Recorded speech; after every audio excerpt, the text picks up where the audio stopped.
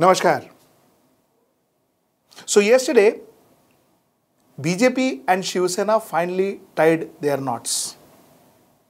They decided to fight the Lok Sabha elections together. BJP promised to give 23 seats to Shiv Sena and fight on 25 seats themselves. So 25, 23. No big brother, small brother and all anymore. So, everybody is equal. There's a lot of talks about this alliance getting Shiv Sena back into the race, getting BJP and Shiv Sena a good chance to win more than 30 seats, 35 seats from Maharashtra. So there's a good chance is what people say.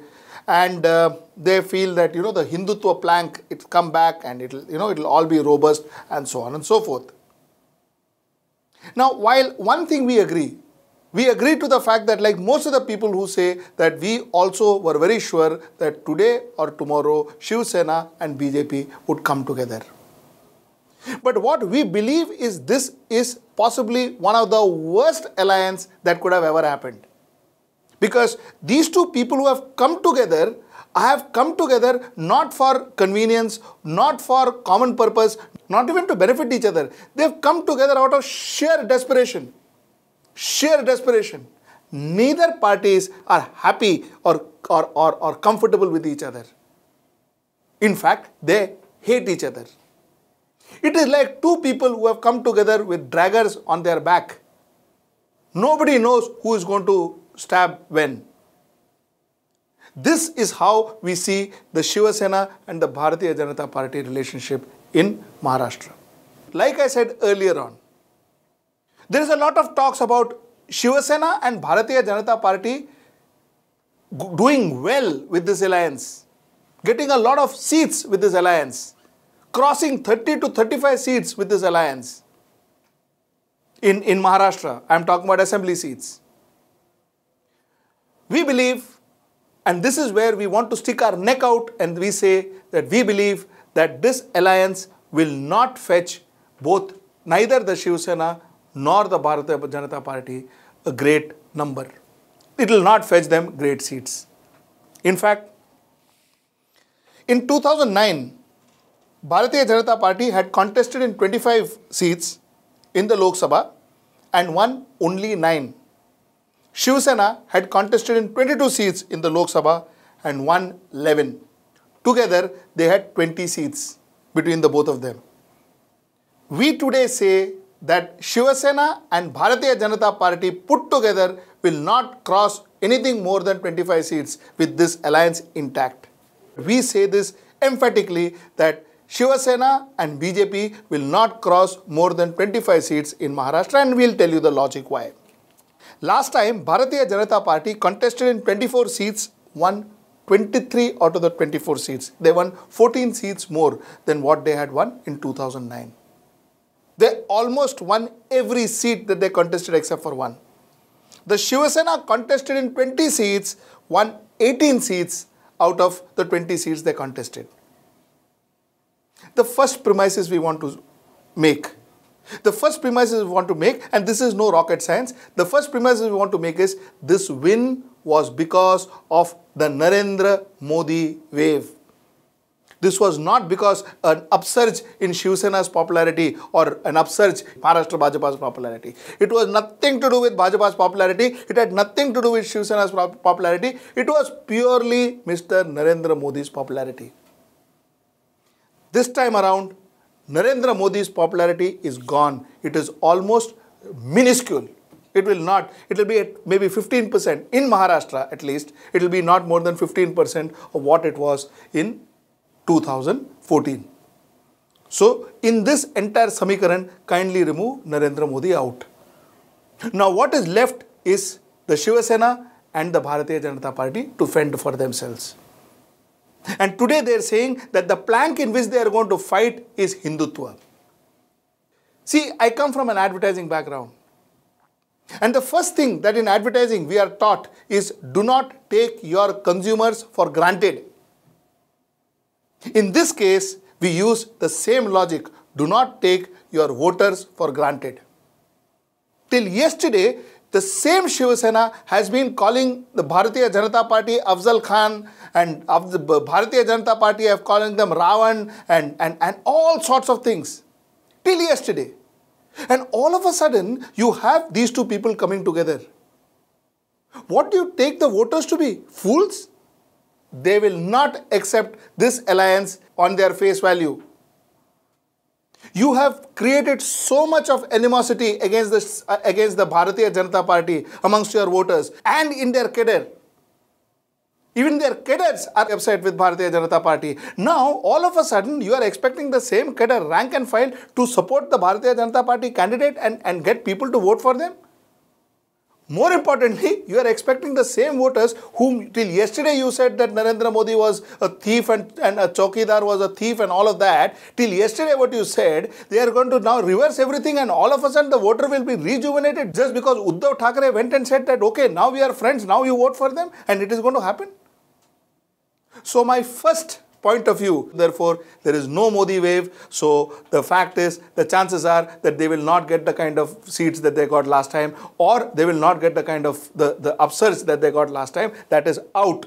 As parties individually, they have not grown in popularity. Their popularity has only come down. BJP may have grown because of some good work that the Chief Minister Devendra Fadnavis has done in Maharashtra. BJP's popularity must have gone a wee bit up. But BJP as a party, not BJP plus Narendra Modi wave. So their popularity has gone up.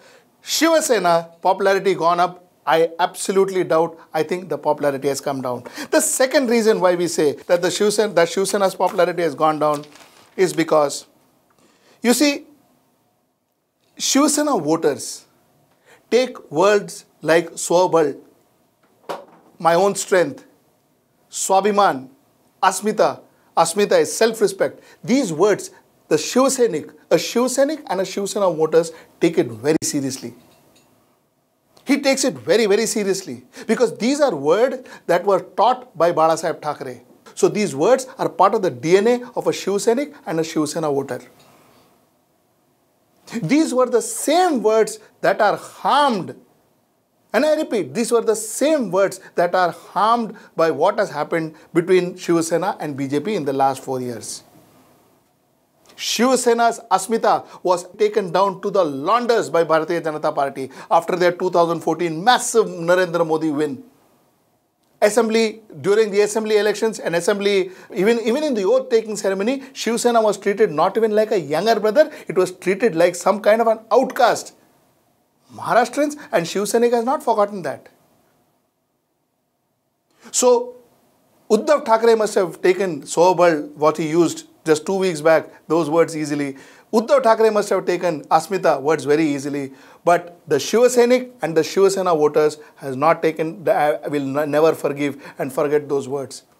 And that will be the next problem that will happen when a Shiv Sainik or a Shiv Sena voter has to cast his vote to a Bharatiya Janata Party candidate. So that's where the split is going to be. If rumors have to be believed, Manasseh and NCP has come together. NCP has decided to give 2 seats to Manasseh. So 2 seats will be given to Manasseh and 23 seats will be contested by NCP if rumors have to be believed. I don't have any concrete evidence of the same. But all the same, it is very clear now that Manasseh and Sharad Pawar, that is NCP, has decided to come together. Now the third reason why I say that BJP-Shiv Sena alliance will not do as well as what it did in 2019. In fact, it may just about do what it did in 2009 or maybe a little better than what it did in 2009, which is 20 to 25 seats is what we are estimating, is because look at 2 different teams now, the way it is drawn in Maharashtra. At one side, you have Narendra Modi, you have Amit Shah, and you have Uddhav Thackeray. And on the other side, you have Sharad Chandra Pawar and you have Raj Thackeray. Which of these are the Marathi faces? Which is an all-Marathi team? This or this? And that's the big question that you need to ask yourself. If Sharad Chandra Pawar can help it, Sharad Pawar will ensure that Manasseh erode the Marathi Manus position of Shiv Sena and ensure that Raj Thackeray captures it. Sharad Pawar's strategy definitely will be that. So, Manasseh currently will take the disgruntled Shiv Sainiks who will be forced to vote for a BJP candidate because of this alliance.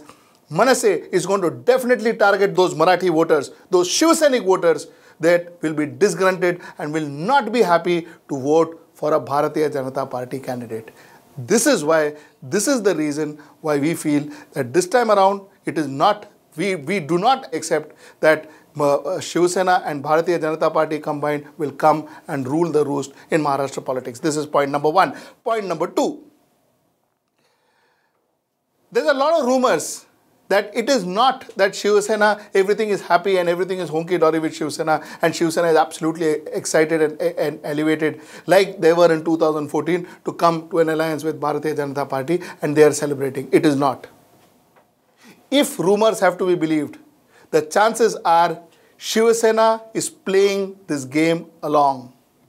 Shiv Sena is just playing along. What Shiv Sena is looking at is if Shiv Sena finds that the Bharatiya Janata Party is not going to achieve anything more than 150 seats to 170 seats in the coming Lok Sabha elections in 2019. When I say 150 and 170, I mean all India.